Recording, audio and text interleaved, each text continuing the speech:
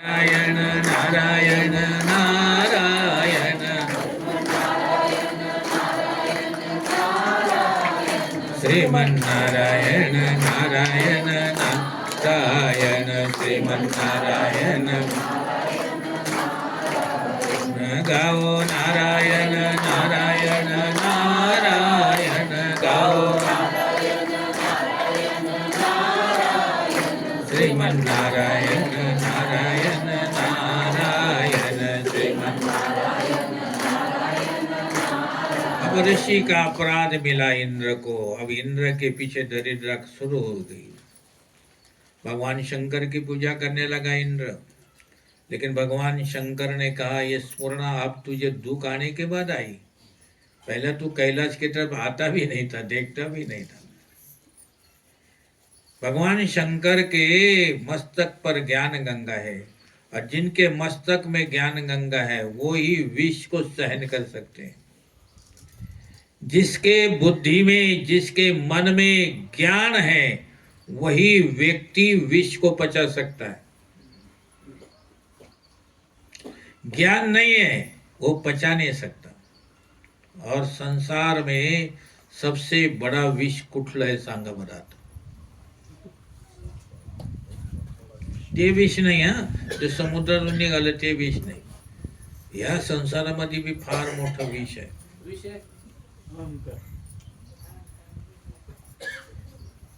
बोलो, बहुत कठिन है.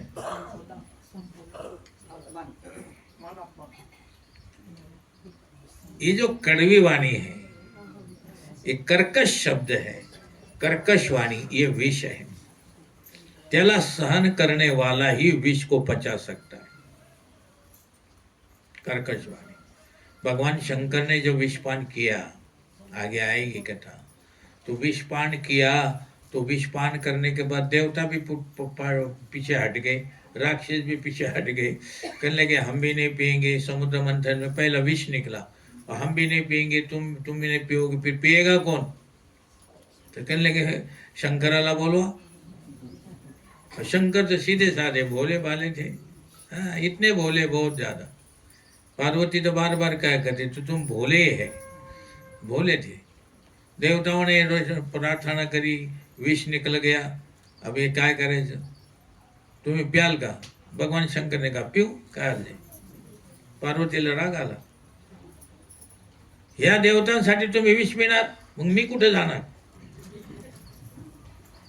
तो भगवान ने कहा तो चिंता ना कर पार्वती, ये सारे मतलबी देवता है. हाँ, ये मतलबी देवता है, लेकिन मुझे पीना पड़ेगा. मैं पीऊंगा, क्योंकि लोग मुझे विश्वम्भर कहते हैं, विश्वनाथ कहते हैं. चिंता ना करो. भगवान शंकर पी गए विष. पीने के बाद फिर ऐसी कथा आती है कि भी वो पीने के बाद उन्होंने कंठ में रखा, यहाँ गले में, कंठ में. तो विष पोटामध्ये नाही उतरलं ना, ते तोंडातून बाहेर काढलं, ते तिथंच ठेवलं. भगवान शंकर को पूछा कि तुमने ये कंठ में विष क्यों रखा? भगवान कहने लगे कि अगर मैं बाहर निकलता हूं तो बाहर ये विष पड़ेगा तो लोग मरेंगे, तो इसलिए कंठ में रखा. तो बोले मग अंदर पोटामध्ये उतरा. बोले पेट में उतारेंगे तो हृदय से होते पेट आता है ना, तो मेरे हृदय में नारायण बसला है. तो विष अगर पोटात उतरायला जाते तो नारायण को स्पर्श होगा, नारायण को दुख होगा. तो मैं ना तो विष को, नारायण को दुख देना चाहता हूँ, ना संसार को दुख देना चाहता हूँ. तो मैं अपने आप ही इसको कंठ में रखा हुआ है. समझे बात? अब तुम्हारा तुम ऐसे नहीं रख सकते. तुमको किसी ने कुछ बोल दिया और तुम्हारा कोई अपमान किया, तुम कुछ नहीं बोलोगे, तुम शांत बैठोगे, लेकिन तुम्ही मौका देखते रहोगे. वाट पाहून राहतात कधी मौका येईल, कधी मौका येईल. तो मौका आल्यानंतर ते वकायचं मग. मेरे को याद है तूने उस साल ऐसा बोला था, और यही तारीख थी, और यही जगह था. इसका मतलब विष आणि पोटामध्ये ठेवलं होतं. ते पोटात ठेवलेलं विष काढलं बाहेर. मनुष्याने पोटामध्ये विष नाही ठेवायला, देवाला दुःख होतं. त्या देवाची तुम्ही आराधना करता, प्रार्थना करता, पूजा करता, नामस्मरण करता, अपने दुख हारने के लिए उसे विनंती करते, त्याला त्याच्यावर विष ठेवायचं. एक कलियुग मध्ये एक कर्कश वाणी, एक कड़वा शब्द सबसे बड़ा विष है. ते आम्ही पचू शकत नाही. तुरंत काही असलं का काढायचं बस. भगवान शंकर ने वो विष कंठ में रखा, और विकंठ में रखने के बाद उनका नाम क्या पड़ गया? नीलकंठ महादेव. और नीलकंठ महादेव पडलाच पडला. नंतर उसके बाद क्या है कि वो कौन है? महादेव. अब एक देव ने, साधारण देव ने, महादेव, महान देव.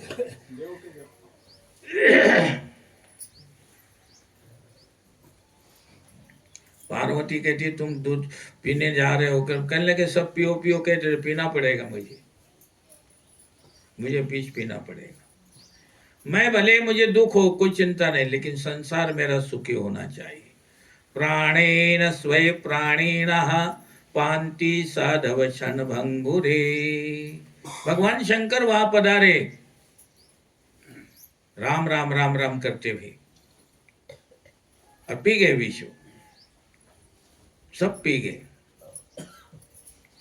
जो किसी का उद्योग नहीं करता, जो किसी को उद्योग ना हो ऐसा देखता है, उसको अमृत मिलता है. जो कोणाला दुःख देता नाही और कोणाला दुःख ना हो याचा पूरी काळजी घेतो, त्यालाच अमृत मिळतं. रात्रंदिवस दुसऱ्याला दुःखी करायचं ठरवलेलं असतं, तुला कधी जेवणामध्ये अमृत मिळणार नाही. अमृत का भागी वही है जो दूसरे को दुख देने से बचता है, दूसरे को दुखी करने से बचता है, त्यालाच अमृत मिळतं. प्रत्येकाला अमृत मिळत नसतं. मेरा कहने का मतलब यह है, भगवान शंकर विष पी रहे थे, उसने में थोड़ा सा विष थोड़ा नीचे गिर गया होठों में से, तो नीचे छोटे मोटे जीव जंतु थे, वो जीव जंतु ने पेट में पकड़ लिया, वो विष पी गए वो. और जब ये जो बड़े बड़े सांप निकलते हैं खेतों में, इस सांपों के मुख में विष नहीं था, बिल्कुल विष नहीं था. लम 8-8 फुट के 10-10 फुट के फिरते थे खेतों में. लोग घास काटने के लिए खेतों में चले जाते थे, तो मूड़ी बांधने के लिए कोई रस्सी नहीं मिलती थी, तो सांपों को पकड़ लेते थे और सांप से मूड़ी बांधते थे, क्योंकि वो तो कुछ कर ही नहीं सकते थे. बांध दिया, सिर पे लिया, घर में जाके पटक दिया, वो सांप मर जाते थे. तो महादेव जब विष पीने लगा, तो ये सांप, छिपकली, पाल, ये बिच्छू, ये ऐसे गेले त्यांच्यापाशी. कहने लगे हमें हमारी रक्षा करो, हमारी रक्षा करो. भगवान ने, शंकर भगवान ने कहा क्या? सांप कहने लगा मैं इतना लंबा हूं, लेकिन मेरे से कोई डरता नहीं. कोई ऐसा हमारे को डर के लिए कोई ऐसा साधन दो कि लोग हमसे थोड़े डरे. तो भगवान ने कहा ये विष पी जाओ. जो नीचे गिर गया वो, तो थोड़ा सांप ने पी लिया, बिच्छू ने पी लिया, और पाल जैसे छिपकली बोलते हैं उसने पी लिया, उनमें विष आ गया. कई बार ऐसा होता है, किसी के पेट में गया, किसी के आंख में पड़ा वो विष. किसी को अधिक मिलता है तो वो कोई सुखी होता है. ये देखकर कई व्यक्तियों की आंखों में भी जलन होती है. एक माणसाला एकाच्या जास्त मिळायला लागलं, एक मनुष्य एकाचे जास्त पैसे कमावायला लागला, तर त्याच्या आंखों में जो जलन होती ना, तो समजलं ना हे मनुष्य तिथं होता, ते विष त्याच्या डोळ्यामध्ये पडलं. सत्य. मैं यहाँ से तो कोई झूठ बोलने वाला का व्यापार करायचं, झूठ बोलूंगा नहीं. जिसके आंखों में जलन है ते विष त्याच्या डोळ्यामध्ये पडलं, बस, और कुछ नहीं. और किसी को, इसलिए अगर आपको बचना है तो भगवान ने तुम्हें क्या कम दिया है क्या, पहले बताओ. अरे एवढं दिलं तर भी तुम्ही लोकांना चांगलं पाहू शकत नाही.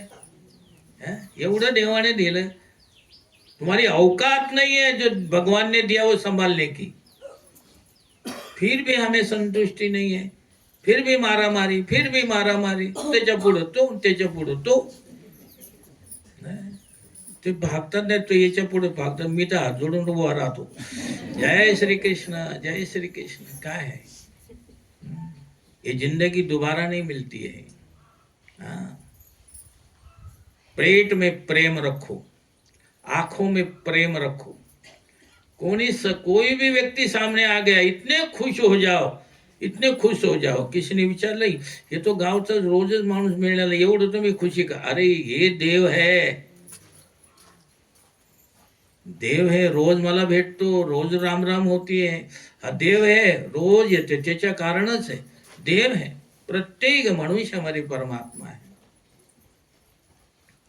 कुठल्या मनुष्य का शरीर हो, जीव जंतु जिसमें परमात्मा नहीं है. हरि व्यापक सर्वत्र समान, सब जगह परमात्मा व्यापक है. कौन सी जगह खाली है बताइए आप मुझे. देव दैत्य समुद्र मंथन करने लगे. उसी समय मंथन करने के बाद दूसरा निकला कामधेनु गाय. अब 20 तर महादेव पिऊन गेले. अब दूसरा एक रत्न निकला, त्याचं नाव कामधेनु गाय. गाता माता प्रगट हो गई. कोणाला द्यायची, कोणाला द्यायची, हे गाय कोणाला द्यायची. ती गाय कोणाला दिली सांगा बरं, हात वर करून. हा मारा सांगते. हा रॉंग आन्सर पाटील साहेब. कपिल मुनी तिथं होतेच नव्हते ना. तिथं कोण कोण होतं? देवता होते, राक्षस होते, ब्राह्मण होते, ऋषी नव्हते. कर्दम ऋषीला भी नाही. हा ती गाय ब्राह्मणाला दिली. गौ माता ब्राह्मण को दी, इसलिए हम कहते गो ब्राह्मण है कि नहीं. ती गौ माता ब्राह्मणों को अर्पित की. इसके बाद फिर समुद्र मंथन सुरू झालं. मग त्याच्यामध्ये निघला घोडा. त्या घोड्याला काय म्हणते? अश्व. लेकिन नाव काय त्याचं? उच्चस्रवा घोडा. उच्चस्रवा घोडा निघाला, तो बाहेर आला. अब त्याला घेण्यासाठी राक्षस दौड़ने लगे. राक्षसना पसंद आला. तो चंचल घोड़ा था, तो राक्षसों को पसंद आया. दैत्यों ने मांग करी राक्षस ने, यह घोड़ा हमको चाहिए, हमको मिलना चाहिए. तो फिर आखिर फिर जब मांग करी तो घोड़ा राक्षसों को दिला. अब महाराज देखियो ये घोड़ा कैसा है. मन को जो पर्वत जैसा स्थिर करते हैं, वो विष सहन करते हैं और भक्ति करते हैं, उनके पास घोड़ा आता है. उच्च स्रव अर्थ कीर्ति. स्रव का अर्थ होता है संपत्ति. कीर्ति और संपत्ति का ढेर लग जाता है, परंतु कीर्ति और संपत्ति में मन फंस जाता है. मन चंचल है, घोड़ा चंचल है. तुमको कीर्ती मिलती है, संपत्ती मिलती है, लेकिन त्याच्यामध्ये मन फसून जातं. भक्ति का फल अमृत नहीं मिलता उसको. राक्षसों ने वही उच्च स्रव घोड़े की मांग लिया, दे दिया गया. बाद में फिर समुद्र मंथन सुरू झालं. मग उसमें निकला एक हाथी. त्याचं नाव काय? ऐरावत हाथी निकला. हाथी देव पक्ष में आया. फिर हाथी देवताओं को दिला. जिसे हाथी मिलता है उसको अमृत मिलता है. हाथी शाकाहारी प्राणी है. हाथी के शरीर को देखकर ऐसा लगता है कि इसकी आंखें तो बहुत छोटी है. जिसकी सूक्ष्म दृष्टि है उसको अमृत मिलता है. तो एवढं मोठं नाही, सूक्ष्म दृष्टि. ये मनुष्य ऐसा है, बेढंगा है, इसकी आकृति ठीक नहीं है, लेकिन इसमें क्या है. लेकिन अगर उसको सूक्ष्म दृष्टि से देखे तो त्याच्यामध्ये परमात्मा है. इसको सूक्ष्म दृष्टि कहते हैं. हाथी की आंखें छोटी जरूर है, लेकिन वो सूक्ष्म दृष्टि होती है, इसलिए उसको अमृत मिलता है. जिसकी स्थूल दृष्टि है उसके अमृत नहीं मिलता है. स्थूल का मतलब बड़ा. हमारा ये स्थूल शरीर बड़ा है. इसके अंदर एक ही शरीर और है. कुठलं?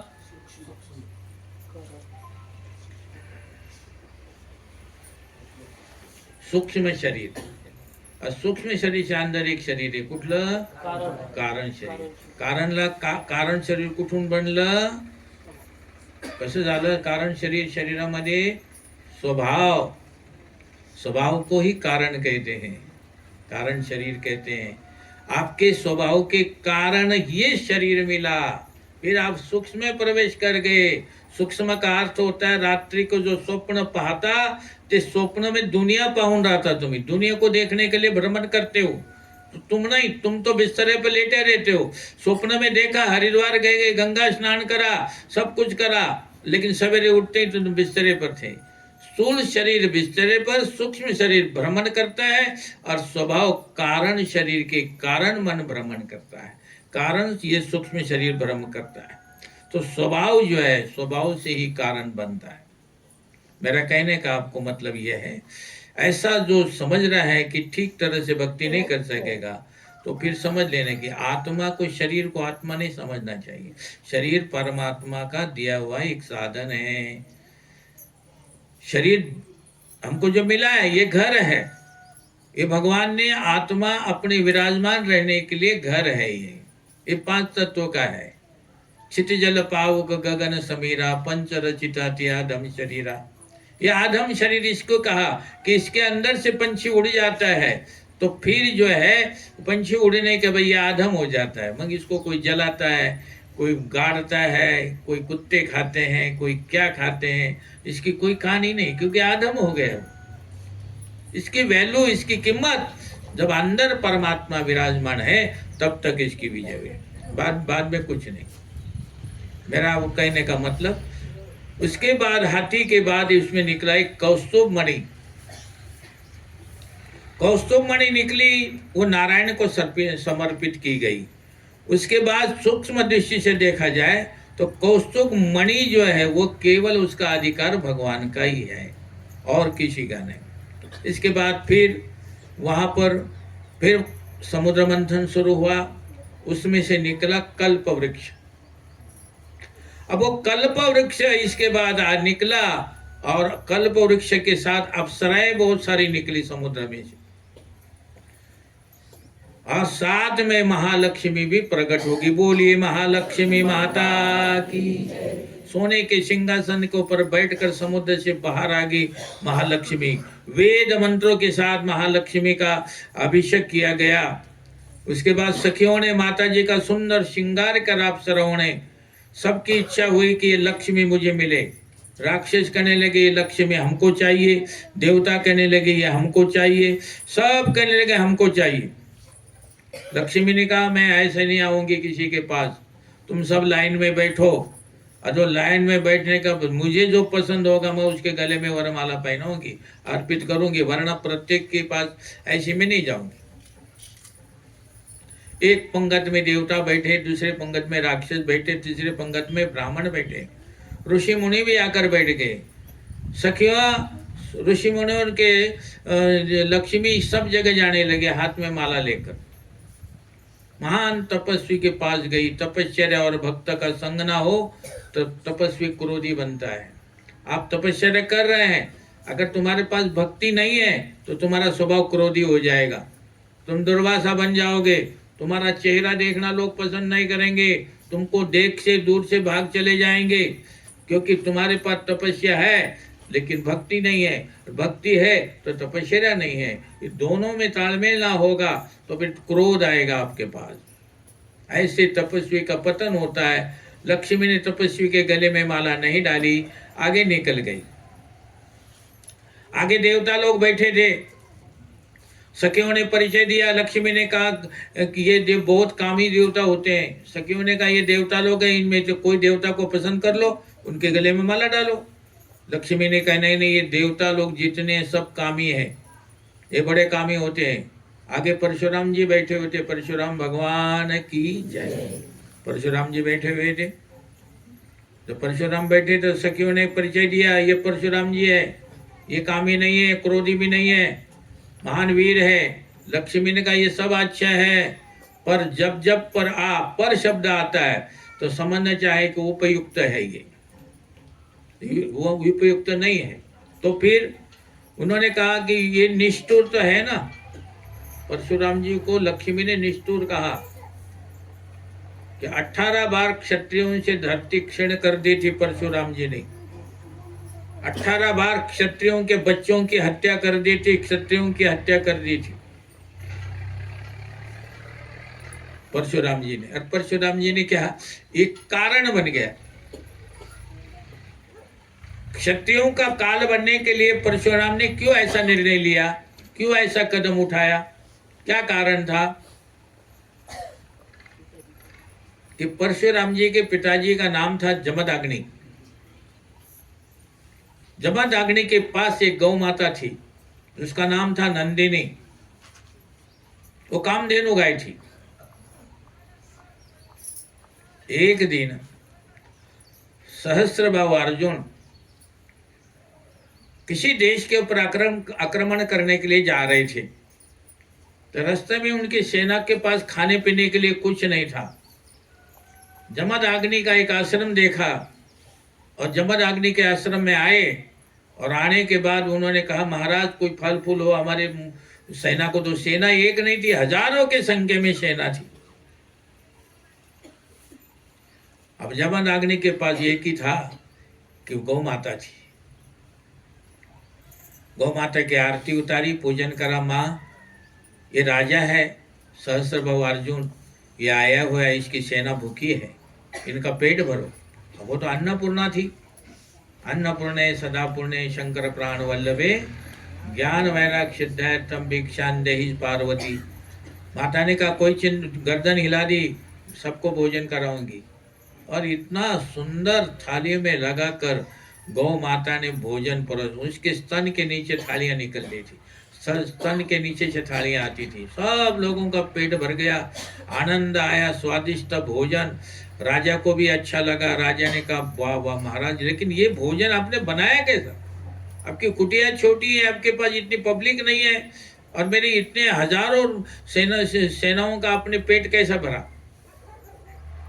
ऋषि का हृदय सरल होता है, सरल स्वभाव मन कुटिलाई जथा लाभ संतोष सदाई। जिसका मन सरल होता है उसके मन में कुटिलता नहीं होती, और जिसकी कुटिलता होती है उसका मन टेढ़ा होता है हमेशा। उससे बच के रहो।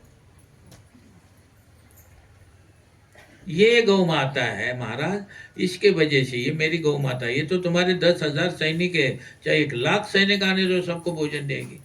तब सहस्त्रबाहु अर्जुन के मन में आया और फिर हाथ जोड़े, बोले ऋषिवर, बोले हाँ, ये ऐसी गौ माता तो हमारे राज दरबार में होनी चाहिए, क्योंकि आपके पास तो खाने वाले कोई नहीं, तुम दोनों पति पत्नी हो। मेरे यहाँ तो हजारों सैनिक खाने वाले हैं, मुझे आक्रमण करना पड़ता है, कि युद्ध करना पड़ता है, ये गौ माता हमको दे दो। जमदग्नि ने कहा, ये तो मैं आपको दे नहीं सकता, ये मेरे प्राण है, मैं दे नहीं सकता। बोले हमको तो, हम तो ले जाएंगे। अब शस्त्र है, सहस्त्रबाहु अर्जुन तलवार निकाल दी, बोले महाराज ये ले जाएंगे, चलो रे गाय के रस्सी तोड़ो, ले चलो गौ को। पकड़ ली, रस्सी तोड़ दी, गाय को, गाय को खींच के लेके जाने लगे। जमदग्नि ऋषि ने बहुत प्रयास करा, अपना जोर लगाया, लेकिन जमदग्नि ऋषि भी गए और गौ माता को लेकर चले गए। कुछ समय के पश्चात परशुराम जी आए, कहीं बाहर गए थे, और उनको पता लगा कि मेरे पिता को राजा ने, क्षत्रिय राजा ने, हम ब्राह्मण हैं, और हमारे पिताजी के पास से गौ भी छीन कर ले गए, और पिताजी का भी ऐसा करके गए। बड़ा दुख हुआ उनको। आज से मैं कसम खाता हूँ, इस धरती से क्षत्रियों का नाश कर दूंगा, कोई धरती पे क्षत्रिय नहीं रहे। 18 बार ऐसे करा उन्होंने, 18 बार इस धरती के ऊपर से सारे क्षत्रियों का नाश कर दिया उन्होंने। चारों तरफ से उनके नाम का डंका बजा, परशुराम के नाम से। एक दिन धरती को दुख हुआ, परशुराम जी पाप करते जा रहे, धरती से सहन नहीं हुआ। धरती एक विधवा ब्राह्मणी का रूप लेकर परशुराम जी के डेरे पे पहुंचे, आश्रम पर। परशुराम जी ने कहा, आप कौन? बोले मैं ब्राह्मणी। और परशुराम जी ब्राह्मण थे। अब बोले ये बच्चा कौन है? बोले मेरा बेटा है छोटा सा, हम आपके सहारे रहना चाहते हैं। आप बोले रहो हमारे आश्रम में। परशुराम जी ने दोनों माँ बेटों को आश्रम में रखा। कुछ दिनों के बाद परशुराम जी ने कहा, ये मेरा हथियार अस्त्र शस्त्र है। हाँ, अस्त्र कहते हैं फेंक के मारने वाले को, शस्त्र कहते हैं हाथ से चलाने वाले को। ये अस्त्र शस्त्र मैंने सारे रखे हैं, इनका ध्यान रखना। मैं अभी 6 महीने के लिए बाहर जा रहा हूँ। परशुराम जी वो दोनों माँ बेटों को वहां छोड़कर और फिर चले गए बाहर। जब बाहर चले गए तो इधर देखा को, तो वो माता कौन थी? वो तो धरती थी। और पुत्र कौन था? वो शेषनाग था। फिर दोनों माँ बेटों ने निर्णय लिया तो कैसे कराइए। तो जितने जहरीले अस्त्र शस्त्र थे परशुराम जी के, उसके अंदर का सारा जहर खींच लिया। 6 महीने के बाद जब परशुराम जी आए और उन्होंने जब देखा कोई बाण उठा के, तो उसमें ताकत नहीं रही। बाण में, धनुष्य में ताकत नहीं रही, वो निष्प्राण कर दे सब। शेषनाग ने सारे के अंदर के सब शक्ति सारी खींच ली, सारे अस्त्र शस्त्र निष्प्राण कर दी, क्योंकि ये और लोगों को मारे। और फिर परशुराम जी के साथ फिर परशुराम जी ने आगे, कथा तो परशुराम जी की बहुत बड़ी है। परशुराम जी ने आगे फिर भगवान का, जब राम आए तब परशुराम जी ठिकाने पे पहुंचे। अब ये परशुराम जी अवतार कैसा डाला? ये परशुराम जी एक ऐसे हैं जैसे कोई एक मुख्यमंत्री दुनिया से चला गया हो, मान लो, और अभी गद्दी पे बैठने के लिए कोई नहीं, तो टेम्परेरी एक मुख्यमंत्री बिठाया जाता है कुछ महीने के लिए, कुछ दिन के लिए। ऐसे ही परशुराम जी थे अवतार काल में। राम के अवतार से पहले कुछ समय के लिए परशुराम जी का अवतार हो गया था। वो भी 24 अवतारों में माना जाता है। तो लक्ष्मी ने देखा कि इसने छोटे छोटे क्षत्रियों के बच्चों को मार डाला, ये निर्दयी है, मैं इसके साथ ब्याह नहीं करूंगी। लक्ष्मी ने उसकी तरफ देखा नहीं, आगे निकल गए। आगे गए तो आगे मार्कंडेय ऋषि बैठे हुए थे। मार्कंडेय ऋषि सखियां समझाने लगी, ये कामी भी नहीं है, क्रोधी भी नहीं है, निष्ठुर भी नहीं है, और प्रलय काल तक इनका आयुष्य है। जब तक धरती में प्रलय नहीं होगा तब तक ये मर नहीं सकते, ये अमर रहेंगे। जब प्रलय हो गया था तो मार्कंडेय ऋषि ने भगवान की प्रार्थना करी थी। चारों तरफ पानी पानी था, है ना? बोले थे ना, करार विंदे न पदार विंदम, मुखार विंदे न विनिवेशयन्तम, वटस्य पत्रस्य पुटे शयानम, बालम मुकुंदम मनसा स्मरामि। जब प्रलय हो गया था तो एक बड़ का पेड़ खड़ा था, और बड़ के पेड़ के पत्ते के ऊपर एक पालना था। वो पालने में एक बालक था। वो बालक ने अपने दाएं पैर का अंगूठा चूस रहे थे। वटस्य पत्रस्य पुटे शयानम, पालने में सो रहे थे। ऐसे बालक कृष्ण को मार्कंडेय ऋषि ने स्तुति करी थी। उनकी आयु भी बहुत थी, सब कुछ थी, वो सुंदर भी थे। लेकिन लक्ष्मी कहती है वो सुंदर भी है, सब कुछ है, लेकिन मैं उनके साथ नहीं ब्याह क्यों, क्योंकि वो अकेले हैं। और अकेले कैसे हैं? उनको सोच रहे हैं कि लक्ष्मी भी मेरे नारायण आदि जैसे सुंदर है, वो भी सोचते हैं। लेकिन लक्ष्मी उसके अंतःकरण में प्रवेश करके मार्कंडेय ऋषि के कि देखो ये क्या चाहता है। मार्कंडेय ऋषि की और लक्ष्मी की आंतरिक बातें हुई, और मार्कंडेय ऋषि ने हाथ जोड़ दे, माँ आप मेरी माँ हो, मैं आपको स्वीकार नहीं करूंगा, मैं अपने नारायण को स्वीकार करूंगा। फिर लक्ष्मी ने उसके गले में भी माला नहीं डाली। फिर आगे